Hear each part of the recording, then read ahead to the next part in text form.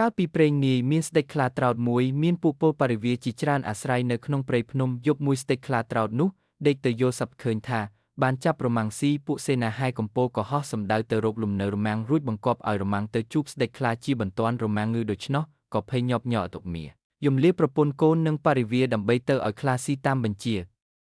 សុភាទន្សាយសំឡេងរហ័សរហួននិងរមាំងសំឡេងយំខ្សឹកខ្សួលទន្សាយបងរមាំងទៅណាភ័យញាប់ញ័រហូរទឹកភ្នែកយ៉ាងនេះរមាំងក្អបងសុភាឲ្យ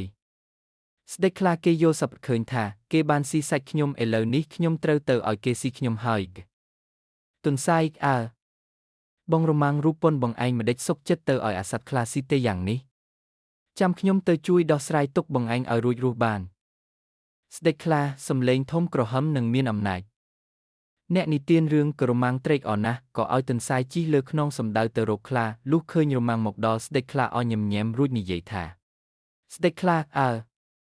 បងរមាំងមកដល់ហើយយើងត្រូវស៊ីបងឯងក្នុងថ្ងៃនេះព្រោះយើងយល់សប្តិឃើញថាបានស៊ីសាច់បងឯងស្ដេចខ្លាសំឡេងខឹងណែបងសុភាមកដេកអីលើខ្នងរមាំងហ្នឹងចុះចេញឲ្យឆាប់យើងនឹងស៊ីរមាំងនេះឥឡូវនេះហើយទន្សាយសំឡេងងីងើឈប់កុំអើសិនបងខ្លាអំបាញ់មិញខ្ញុំកំពុងដេកលក់យល់សប្តិឃើញថាបានស្រឡាញ់ប្រពន្ធបងឯងដែរនឹងស្ដេចខ្លាសំឡេងភ្ញាក់ផ្អើលយីបងសុភាយើងមិនព្រមឲ្យប្រពន្ធយើងទៅបងឯងដាច់ខាតទោះជាយល់សប្តិក៏ដោយទន្សាយសំឡេងមាំបើបងមិនឲ្យនោះការយល់សប្តិស៊ីសាច់រមាំងរបស់បងក៏ឥតបានការអ្វីដែរបើបងចង់ស៊ីរមាំងខ្ញុំក៏ត្រូវតែបានប្រពន្ធបងអ្នកនិទានរឿងក៏ខ្លាចដឹងខ្លួនថាចាញ់ល្បិចក៏ព្រមលែងរមាំងឲ្យមានសេរីភាពវិញទៅ